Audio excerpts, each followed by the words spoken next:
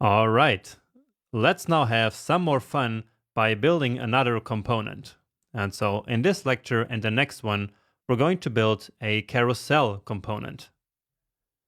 And just like with the last one, I chose one of the components, so one of the carousels that we saw before in the component gallery.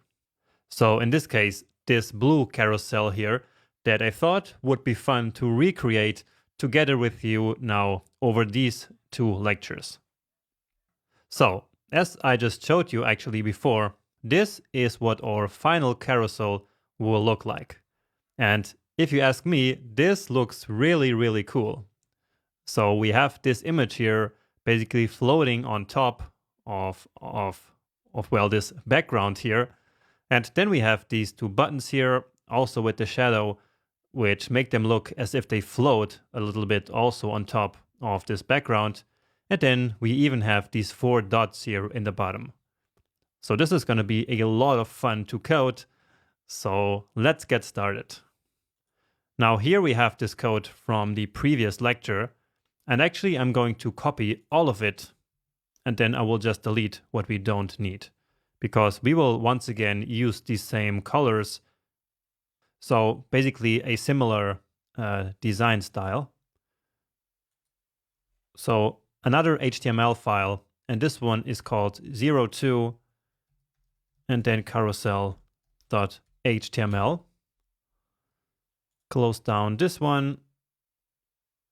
And so now let's start by removing all the HTML except for the body, of course. So like this. And then also most of the styles except for the global selector and the body. So just like this. So we also want to keep the font. And so here is just the title. And actually I will now copy everything again. So basically this empty state here, and create yet another file. And so then based on that, we will be able to create our next components. So then we don't have to do this all the time. So just some name here. It doesn't really matter. And okay. So this one will be a carousel component. And so now let's get started with writing some HTML. Now here we need some space because this one is actually a bit wider, but that's no problem. We do have enough space here. Okay. And again, I will use a non-semantic div element, which this time is simply called carousel. So just like before, it was called the accordion. And let's get straight into the content. And the first piece of content is the image. So we need to specify the source attribute. And now this image here is this maria.jpg. So this was actually one of the starter files for this section.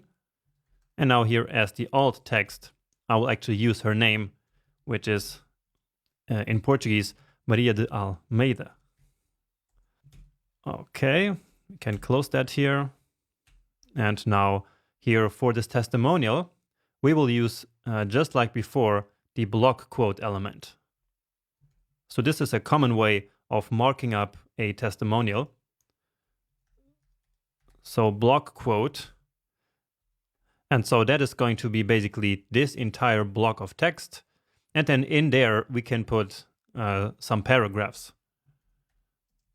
So let's give this one here, let's say it's the testimonial text. Testimonial text. And actually we didn't put any class on the block quote. Let's just copy this one and get rid of the text. So this is called a testimonial. And then in there we will have like the text and the author, for example. So here again, we will use our blind text generator, which is just lorem. This is maybe a bit too much. I don't know yet. Maybe like this. Oh, and here we want like these quotes, which we could make a little bit more beautiful, but let's keep it simple at this point. Then here another one for the author. So testimonial author, and then again her name,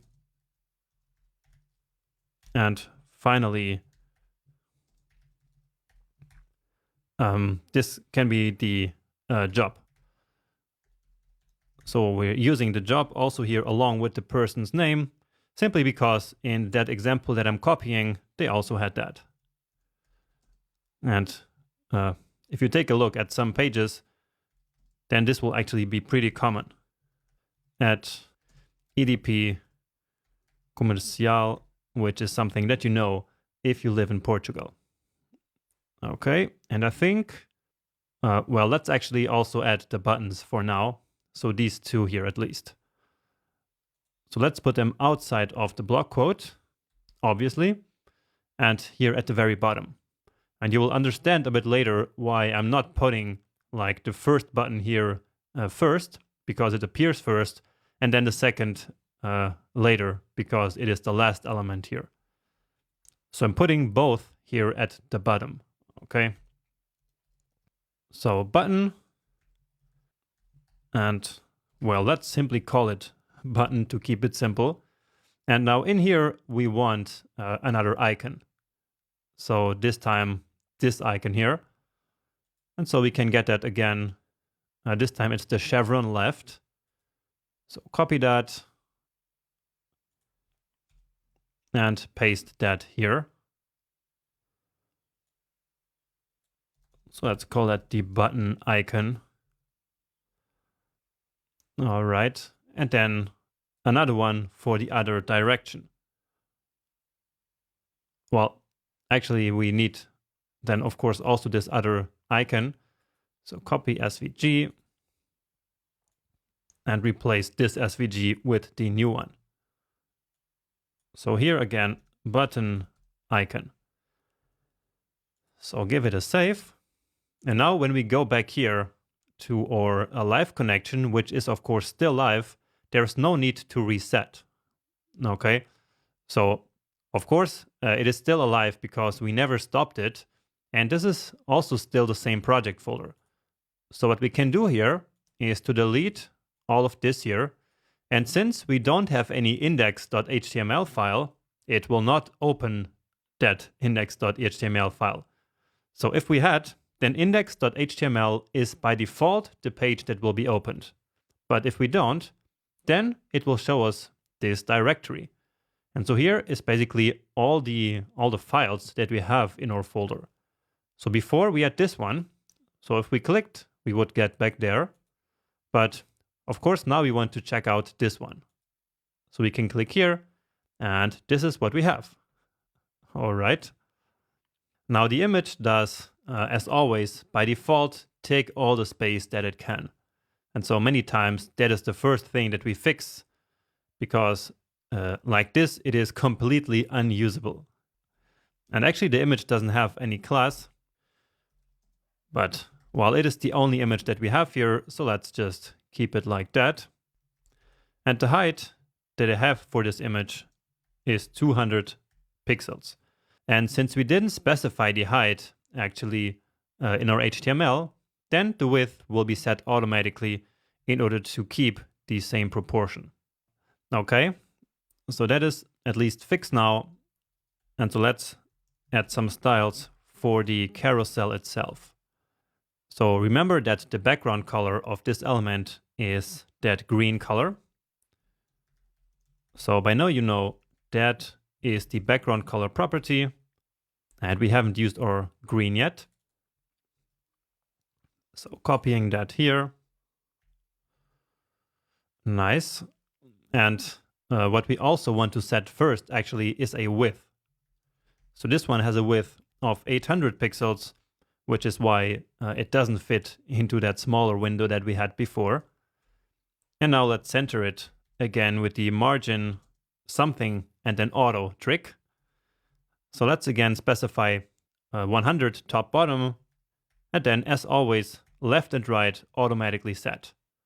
Okay, and so now this has the exact same dimensions as our original. Then let's give it also some border radius. Here I'm going with 8 pixels, which again is one of the values in our spacing system. So could have gone with 12, but the 8 is more similar with the original one. All right. And let's also set the color here. So if we set the text color here, then as always, it will get inherited to all the other text elements. Just like this. Then since we have this border radius here, let's also set it on the image. Okay. And I'm still missing here some padding inside of this container. So that's why it still looks pretty bad. So padding, and we will start with 32, but we will fix this later. All right, now let's actually style here the text and the author and the job. And again, I'm pressing Alt or Option to select all of them at the same time. So copying and pasting. So maybe you're noticing that just like before, I'm starting to basically create the visual styles on all of these elements, right? So I style them first visually, and then after that, we take care of the layout. Now I don't always do it like that, but for a small component like this, many times that's a nice idea. Especially if layout is a bit more tricky, like in this example. So here let's use a font size of 18 pixels. All right.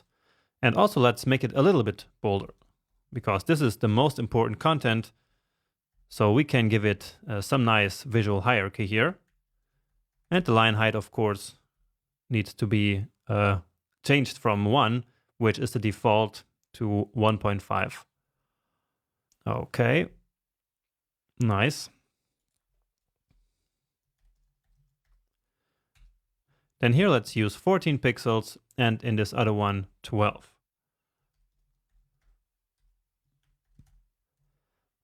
All right.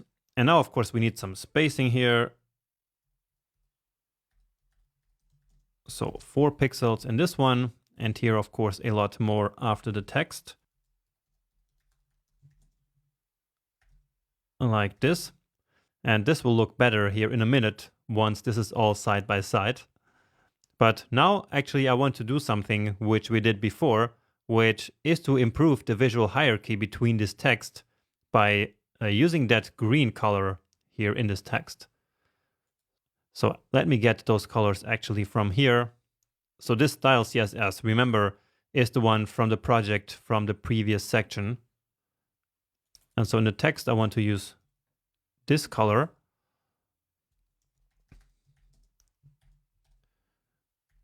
All right, so that changed ever so slightly. And then here, let's just copy this entire line. Okay. Beautiful. And the same thing here. And now actually this one here doesn't make any sense anymore, because we overwrote it in all 3 places here. All right. Now actually let's put these here side by side, because like this, it still looks very unfinished. So how can we do that?